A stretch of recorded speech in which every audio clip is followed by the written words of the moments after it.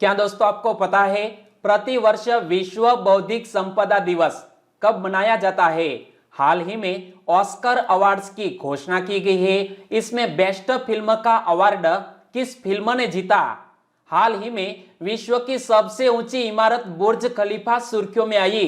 तो यह बुर्ज खलीफा क्यों सुर्खियों में आई और किस देश में स्थित है? ऐसे ही 13 बड़ी खबरों को कवर करते हुए हमने आज का बोले तो 27 अप्रैल 2021 का करंट अफेयर का वीडियो तैयार किया है। क्वालिटी की दृष्टि से बेस्ट यह वीडियो, आप लास्ट तक देखें। लास्ट में मैं आपसे एक क्वेश्चन पूछूंगा जिसका आंसर आपको नीचे कमेंट बॉक्स में देना है। और अभी तक आपने हमारी चैनल को सब्सक्राइब नहीं किया है तो सब्सक्राइब कीजिए, पास में जो बेल आइकन है उसे भी प्रेस कर दीजिए क्योंकि आने वाले हर एक वीडियो की अपडेट आपको सबसे पहले मिले। चलिए बिना वक्त गवाए हम स्टार्ट करते हैं पहले क्वेश्चन से। पहला क्वेश्चन, हाल ही में विश्व बौद्धिक संपदा दिवस कब मनाया गया? प्रति वर्ष वर्ल्ड इंटेलेक्चुअल प्रॉपर्टी डे मनाया जाता है 26 अप्रैल को। यानी कि इस क्वेश्चन का सही आंसर है 26 अप्रैल विश्व बौद्धिक संपदा दिवस मनाया गया। हर साल 26 अप्रैल को विश्व स्तर पर वर्ल्ड इंटेलेक्चुअल प्रॉपर्टी डे यानी कि विश्व बौद्धिक संपदा दिवस मनाया जाता है और हर साल इस महत्वपूर्ण दिवस की एक थीम भी तय की जाती है। तो 2021 के यह वर्ल्ड इंटेलेक्चुअल प्रॉपर्टी डे की थीम क्या रखी गई है? यहां पर पढ़ सकते हैं, intellectual property and small businesses talking big ideas to market. और यहां पर ऑफिशियल इमेज में भी पढ़ सकते हैं, वर्ल्ड इंटेलेक्चुअल प्रॉपर्टी डे 2021 की theme small businesses talking big ideas to market. और यह दिवस आखिरकार 26 अप्रैल को ही क्यों मनाया जाता है, इसके पीछे का इतिहास क्या है, वो भी मैं आज आपको बताने जा रहा हूं। विश्व बौद्धिक संपदा दिवस का इतिहास। वर्ल्ड इंटेलेक्चुअल प्रॉपर्टी ऑर्गेनाइजेशन द्वारा 26 अप्रैल को विश्व बौद्धिक संपदा दिवस मनाए जाने की घोषणा 1970 में विश्व बौद्धिक संपदा संगठन की स्थापना के लिए हुए कन्वेंशन को चिन्हित करने के लिए की गई थी। और दोस्तों यहां से एक और भी क्वेश्चन बन सकता है कि विपो का पूर्ण स्वरूप क्या होता है? तो यहां पर पढ़ सकते हैं, वर्ल्ड इंटेलेक्चुअल प्रॉपर्टी ऑर्गेनाइजेशन, जो विपो का फुल फॉर्म होता है। और विश्व बौद्धिक संपदा संगठन संयुक्त राष्ट्र की एक एजेंसी है। इस वैश्विक संस्था का कार्य बौद्धिक संपदा अधिकारों की रक्षा तथा संवर्धन करना है। और वर्तमान में विश्व बौद्धिक संपदा संगठन के सीईओ कौन है? तो इमेज में आप देख सकते हैं, नाम है डैरन टेंग। क्या नाम है? डैरन टेंग वर्तमान में वर्ल्ड इंटेलेक्चुअल प्रॉपर्टी ऑर्गेनाइजेशन के चीफ एग्जीक्यूटिव ऑफिसर।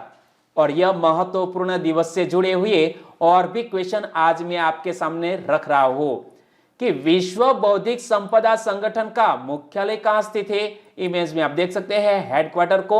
यह हेडक्वार्टर स्विट्जरलैंड की कैपिटल जेनीवा में स्थित है। और विश्व बौद्धिक संपदा संगठन की स्थापना कब हुई? 14 जुलाई 1967 को। और अंतरराष्ट्रीय बौद्धिक संपदा सूचकांक 2020 में भारत का कौन सा स्थान था? तो पिछले साल यह अंतरराष्ट्रीय बौद्धिक संपदा सूचकांक जारी किया गया था। इसमें भारत 40वें स्थान पर रहा था। कौन से स्थान पर? 40वें स्थान पर। और दोस्तों इसी तरह हर क्वेश्चन से जुड़े इंपॉर्टेंट फैक्ट मैं आपके सामने रखता हूं। हमारा यह तरीका आपको अच्छा लगता है, लाइक करना मत भूलिएगा। दूसरा क्वेश्चन है आपकी स्क्रीन पर, हाल ही में ऑस्कर में बेस्ट डायरेक्टर का पुरस्कार किसने हासिल किया?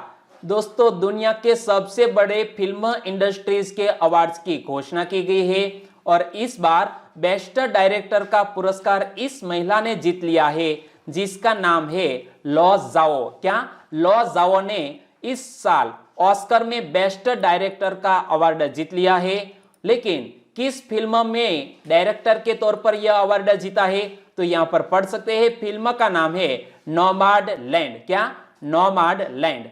तो यह 93वें अकादमी अवार्ड्स, जिसे हम ऑस्कर अवार्ड्स भी कह सकते हैं, दो नाम है, एक है अकादमी अवार्ड्स और दूसरा है ऑस्कर अवार्ड्स, दोनों एक ही। तो यह 93वें एकेडमी अवार्ड्स यानी कि 93वीं ऑस्कर अवार्ड्स की हाल ही में घोषणा हो गई है और नोमैडलैंड को बेस्ट फिल्म का अवार्ड मिला है। किस फिल्म को? नोमैडलैंड को। और साथ ही इस फिल्म ने बेस्ट एक्ट्रेस और बेस्ट डायरेक्टर का अवार्ड भी अपने नाम किया है। यानी कि इस फिल्म ने 3 ऑस्कर जीत लिए हैं। कितने?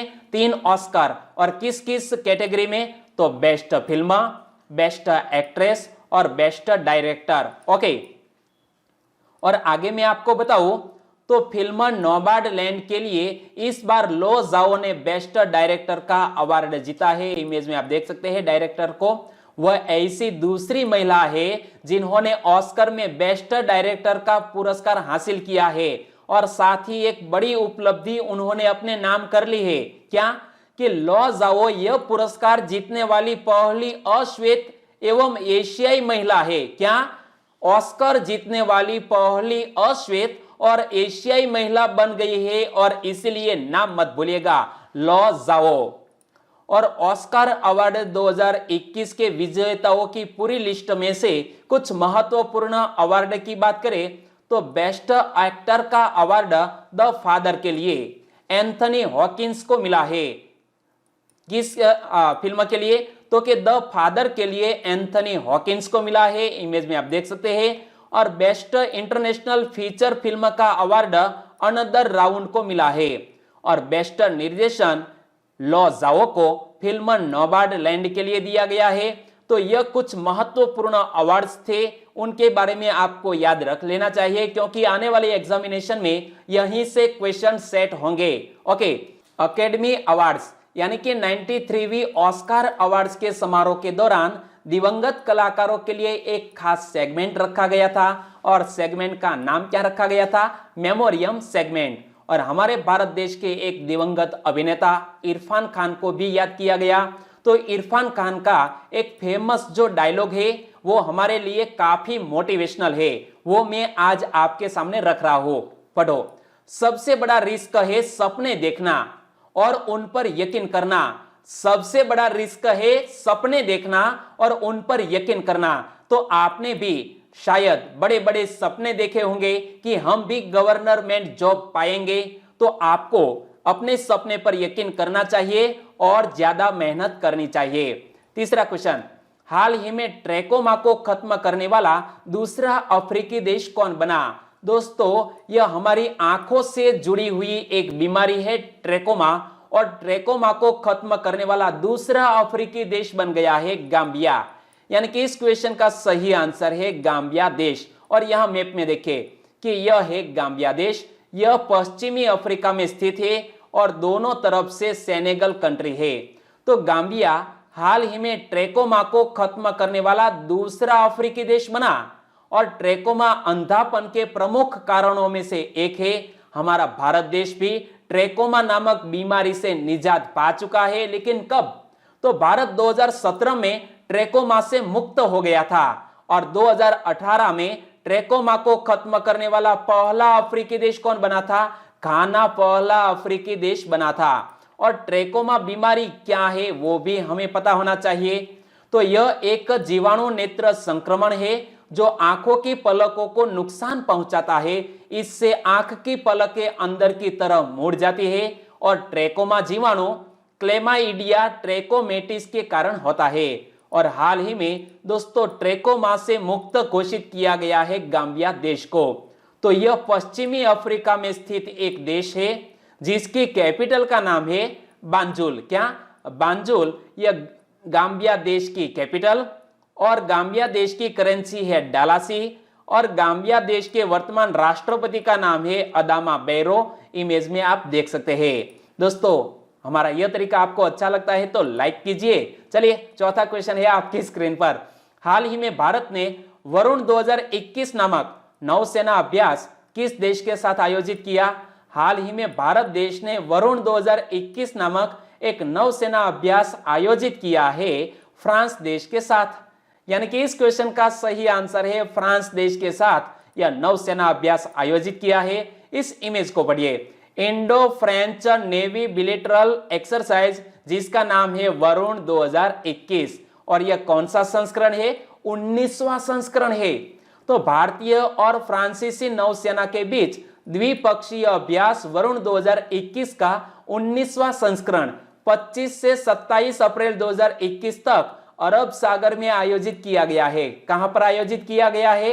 अरब सागर में। और आज ही 27 अप्रैल है, तो आज यह नौसेना अभ्यास वरुण 2021 खत्म हो जाएगा। भारतीय नौसेना की तरफ से अभ्यास में अपने guided missile stealth destroyer INS Kolkata, guided missile frigates INS Tarkash और INS Talwar, fleet support ship INS Deepak, Sea King 42B और Chetak integral helicopter, Kalvari class पनडुब्बी और P-8I long range maritime patrol aircraft के साथ हमारे भारतीय नौसेना ने वरुण 2021 में हिस्सा लिया।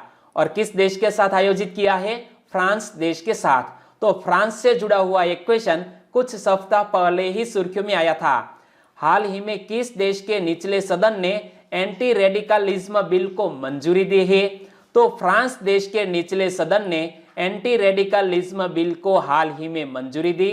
और फ्रांस देश की बात करते हैं तो फ्रांस से जुड़े हुए आज कुछ नए फैक्ट भी हम जान लेते हैं।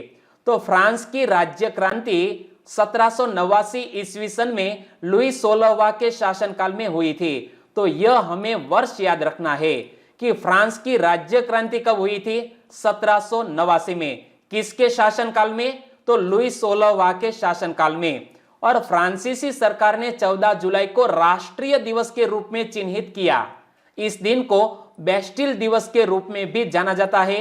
तो यह फैक्ट भी याद रख लीजिए कि बेस्टिल दिवस 14 जुलाई को मनाया जाता है फ्रांस देश में। पांचवा क्वेश्चन, हाल ही में पंडित राजन मिश्रा का निधन हो गया। वे किस संगीत घराने से जुड़े थे? इमेज में आप देख सकते हैं 70 साल की आयु में कोविड-19 के कारण निधन हो गया है पंडित राजन मिश्रा का। और वो बनारस घराना के एक जाने माने शास्त्रीय गायक थे। यानी कि इस क्वेश्चन का सही आंसर है बनारस घराना। और पंडित राजन मिश्रा की बात करें तो वे 70 वर्ष के थे। वे बनारस घराने से संबंधित थे। वे ख्याल शैली के लिए जाने जाते थे। कौन सी शैली? ख्याल शैली के लिए जाने जाते थे। और पद्म भूषण पुरस्कार से सम्मानित शास्त्रीय गायक पंडित राजन मिश्रा का निधन हो गया। और हमारे प्रधानमंत्री जी ने भी इस महान शास्त्रीय गायक के निधन पर शोक व्यक्त किया। छठा क्वेश्चन, उत्तराखंड के किस जिले में एक ग्लेशियर फटने से 10 लोगों की मौत हो गई? दोस्तों 2021 में यह ग्लेशियर फटने की दूसरी घटना सामने आ रही है। और यह चमोली जिले में ग्लेशियर फटा और तकरीबन 10 लोगों की मौत हो गई। यानी कि इस क्वेश्चन का सही आंसर है चमोली जिला। तो हादसा क्या हुआ है? देखो, भारत चीन सीमा पर उत्तराखंड के जोशीमठ के पास, कहां पर? जोशीमठ के पास एक ग्लेशियर फटा है। और चमोली जिले के नीति घाटी के सुमना में बर्फबारी के बाद ग्लेशियर टूटने की घटना हुई है। और ग्लेशियर टूटकर मलारी सोमनाथ सड़क पर आ गया। और इस दुर्घटना में तकरीबन 10 लोगों की मौत हो गई। और यह सारी बात हमारे बॉर्डर रोड ऑर्गेनाइजेशन के अधिकारियों ने बताई है। और दोस्तों, ग्लेशियर टूटने की वजह क्या हो सकती है? शायद यह जो क्लाइमेट चेंजेस का दुष्प्रभाव हो सकता है। और यहाँ हम बात करते हैं चमोली जिले की। तो मैप में आप देख सकते हैं यह है चमोली जिला। तो चमोली जिले का गठन कब किया गया वो भी आज मैं आपको बताने जा रहा हूँ। 24 फरवरी 1960 को तहसील चमोली को एक नया जिला बनाया गया। कब? 24 फरवरी 1960 को। और अक्टूबर 1997 में जिला चमोली के 2 पूर्ण तहसील और 2 अन्य ब्लॉक का एक गठित जिले रुद्रप्रयाग में विलय कर दिया गया। यानी कि सबसे पहले चमोली एक तहसील था, बाद में एक जिला बना और इस जिले का कुछ हिस्सा काटकर रुद्रप्रयाग जिले का गठन किया गया। 7वां क्वेश्चन, हाल ही में देश में कोरोना के कारण उत्पन्न हुए संकट को लेकर किसने 135 करोड़ रुपए के फंड का ऐलान किया? दोस्तों, कोविड-19 के कारण हमारे भारत देश के जो हालात हुए हैं इसी को ध्यान में रखते हुए गूगल के सीईओ ने 135 करोड़ रुपए के फंड का ऐलान किया। यानी कि इस क्वेश्चन का सही आंसर है गूगल। और गूगल के वर्तमान सीईओ कौन है? सुंदर पिचाई। इमेज में आप देख सकते हैं देश में कोरोना के कारण उत्पन्न हुए संकट को लेकर गूगल के सीईओ सुंदर पिचाई ने चिंता जताई है और मदद के लिए 135 करोड़ रुपए के फंड का ऐलान किया है। तो साथ साथ माइक्रोसॉफ्ट के सीईओ सत्य नडेला भी भारत की मदद के लिए आगे आए हैं। तो बहुत ही अच्छे कदम यह जो दिग्गज टेक्नो कंपनी है उनके द्वारा उठाए गए हैं। और यहाँ बात करते हैं गूगल की, तो गूगल के संस्थापक दो व्यक्ति हैं, एक है लैरी पेज और दूसरे है सर्गेई ब्रिन। इमेज में आप देख सकते हैं। और गूगल अपना स्थापना दिवस कब मनाता है? 4 सितंबर को, क्योंकि गूगल की स्थापना 4 सितंबर 1998 को हुई थी। और गूगल का हेडक्वार्टर कहां पर स्थित है? अमेरिका के कैलिफोर्निया में। और गूगल के वर्तमान सीईओ सुंदर पिचाई, इमेज में आप देख सकते हैं, भारतीय मूल के अमेरिकी नागरिक। ओके, 8वां question, net zero producers forum की स्थापना किसने की? नेट जीरो प्रोड्यूसर्स फोरम की स्थापना सऊदी अरब, अमेरिका, कनाडा, इन तीनों देशों के साथ कतर और नॉर्वे ने मिलकर की। यानी कि इस क्वेश्चन का सही आंसर बन सकता है ऑप्शन डी, उपरयुक्त सभी। सऊदी अरब, अमेरिका, कनाडा, नॉर्वे और कतर ने जलवायु परिवर्तन में पेरिस समझौते के कार्यान्वयन का समर्थन करने के लिए नेट जीरो प्रोड्यूसर्स फोरम की स्थापना की। और यहां जिक्र किया गया है पेरिस समझौते का। तो पेरिस समझौते का उद्देश्य क्या है? ग्रीन हाउस गैसों के उत्सर्जन में कमी लाना है, जिससे सदी के अंत तक तापमान वृद्धि को पूर्व औद्योगिक स्तर पर 1.5 से 2 डिग्री सेल्सियस तक सीमित किया जा सके। और जब डोनाल्ड ट्रंप का शासन था तब पेरिस समझौते से अमेरिका आउट हो गया था, जो बाइडेन की सरकार में फिर से इन हो गया है। और यहां इस इमेज को पढ़िए, पेरिस क्लाइमेट एग्रीमेंट पर सिग्नेचर कब किए गए? 22 अप्रैल 2016 को सिग्नेचर किए गए। और यह समझौता 5 साल के चक्र पर काम करता है और विकसित देश, अल्प विकसित और विकासशील देशों को वित्तीय मदद उपलब्ध कराते हैं। यानी कि विकसित देशों के द्वारा सबसे ज्यादा पर्यावरण हानि होती है, तो विकसित देशों के द्वारा अल्प विकसित या विकासशील देशों को वित्तीय सहायता देने का प्रावधान यह पेरिस एग्रीमेंट में किया गया है। 9वां क्वेश्चन, सुर्खियों में रही सबसे ऊंची इमारत बुर्ज खलीफा किस देश में स्थित है? इमेज में आप देख सकते हैं, तिरंगों के रंग में दिखी यह बुर्ज खलीफा यूएई देश में स्थित है। यानी कि इस क्वेश्चन का सही आंसर है संयुक्त अरब अमीरात। लेकिन बुर्ज खलीफा हाल ही में सुर्खियों में क्यों आई? क्योंकि यूएई ने भारत के प्रति अपना समर्थन और प्यार जताने के लिए बुर्ज खलीफा को तिरंगे के रंग में रंग दिया। और सबसे ऊंची इमारत यूएई ने भारत को #स्टे स्ट्रॉन्ग इंडिया यानी कि मजबूत बने रहने का मैसेज दिया है। यानी कि हमारे भारत देश में कोविड-19 के चलते जो हालात हुए हैं उनको ध्यान में रखते हुए यूएई ने कहा है कि हम भारत देश के साथ हैं। यूएई में भारतीय दूतावास की तरफ से एक वीडियो जारी किया गया। वीडियो के कैप्शन में लिखा गया कि भारत कोरोना के खिलाफ भीषण युद्ध लड़ रहा है, ऐसे में उसका दोस्त यूएई अपनी शुभकामनाएं भेजता है कि सब कुछ जल्द ठीक हो जाएगा और मुश्किल की घड़ी में हम भारत देश के साथ हैं। 10वां क्वेश्चन, नेल्सन मंडेला विश्व मानवतावादी पुरस्कार 2021 किसने जीता है? नेल्सन मंडेला विश्व मानवतावादी पुरस्कार 2021 हाल ही में जीता है रुमाना सिन्हा सहगल ने। यानी कि इस क्वेश्चन का सही आंसर है रुमाना सिन्हा सहगल। इमेज में आप देख सकते हैं, हैदराबाद आंध्र प्रदेश से सॉफ्टवेयर इंजीनियर से उद्यमी बनी रुमाना सिन्हा सहगल ने डिप्लोमेटिक मिशन ग्लोबल पीस द्वारा नेल्सन मंडेला विश्व मानवतावादी पुरस्कार 2021 जीत लिया है। और उन्होंने वर्चुअली विभिन्न सामग्रियों और गैर बायोडिग्रेडेबल सामग्रियों को पुनरावर्तित करके अभिनव और कार्यात्मक हरे उत्पादों के विकास के क्षेत्र में उनके योगदान के लिए सम्मानित किया गया था। इमेज में आप देख सकते हैं। और उन्हें मिसेज यूनिवर्स सक्सेसफुल 2018 का ताज पहनाया गया था। यानी कि रुमाना सिन्हा सहगल ने और भी कई अवार्ड जीते हैं जो आपने इमेज में देखा। 11वां क्वेश्चन, एसबीआई रिसर्च के अनुसार फाइनेंशियल ईयर 2022 में भारत की जीडीपी विकास दर कितने प्रतिशत रहेगी? एसबीआई रिसर्च के अनुसार 2021-22 में भारत की जीडीपी 10.4% रहेगी। यानी कि इस क्वेश्चन का सही आंसर है 10.4%। भारतीय स्टेट बैंक रिसर्च ने फाइनेंशियल ईयर 2022 यानी कि 2021-22 के लिए भारत की जीडीपी वृद्धि दर को संशोधित कर 10.4% कर दिया है। पहले इसका अनुमान 11% था, यानी कि कोविड-19 के कारण यह जो जीडीपी दर है वो कम कर दिया गया है। राज्यों में बढ़ती हुई कोविड-19 संबंधित समस्याओं को देखते हुए एसबीआई रिसर्च ने यह अनुमान हाल ही में घटा लिया है। और हाल ही में इंडिया रेटिंग्स एंड रिसर्च के द्वारा भी भारत की जीडीपी कितने प्रतिशत रहेगी इसका अनुमान जारी किया गया। तो इंडिया रेटिंग्स एंड रिसर्च ने फाइनेंशियल ईयर 2022 यानी कि 2021-22 में भारत के जीडीपी विकास अनुमान को संशोधित कर 10.1% कर दिया है।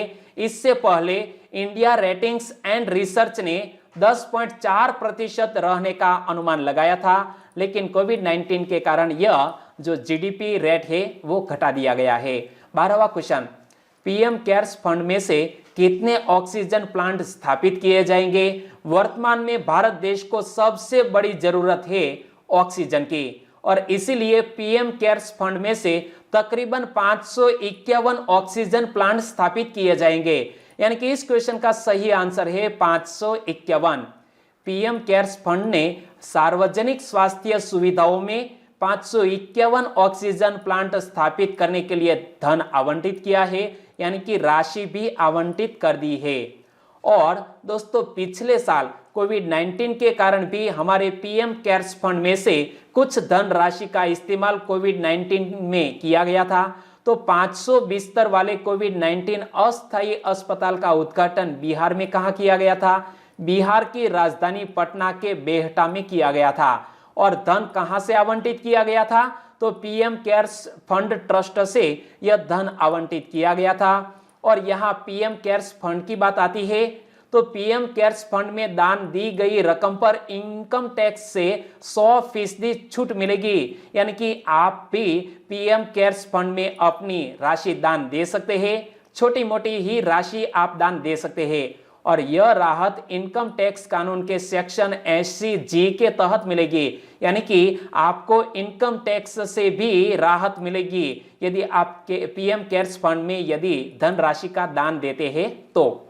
13वां क्वेश्चन, भारतीय महिला टीम ने तीरंदाजी विश्व कप स्टेज 1 में रिकर्व इवेंट में कौन सा पदक जीता है? भारतीय महिला टीम ने तीरंदाजी विश्व कप स्टेज 1 रिकर्व इवेंट में स्वर्ण पदक जीता और हमारे देश का गौरव बढ़ाया। यानी कि इस क्वेश्चन का सही आंसर है गोल्ड मेडल। भारत के लिए दीपिका, अंकिता भकत और कोमलिका बारी ने टीम वर्ग में स्वर्ण जीतकर एक अच्छी शुरुआत की और तीनों ने शूट ऑफ में मेक्सिको को 5-4 से हराया। और इससे पहले भकत और दास ने अमेरिका को 6-2 से हराकर कांस्य पदक जीता था। ओके, तो हमारी चैनल की ओर से तीनों महिलाओं को हार्दिक शुभकामनाएं।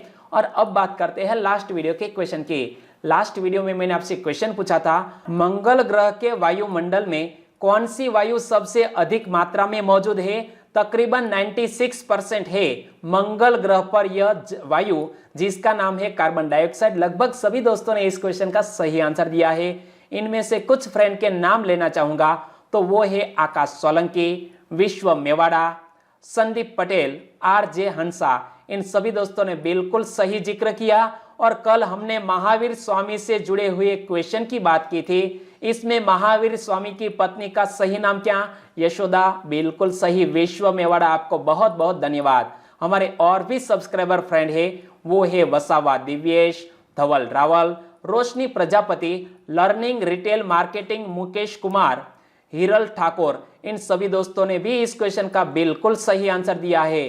प्रकाश लादवा, भावना तड़वी, चावड़ा प्रदीप, पिनाकिन चौधरी, चौधरी प्रतीक और काजी यूनिस, आप सभी का बिल्कुल सही आंसर। और भावना तड़वी की एक खास बात है कि वो सुबह 4 बजे जब वीडियो पब्लिश होता है तो सबसे पहले दिखती है और साथ ही कमेंट भी लिखती है।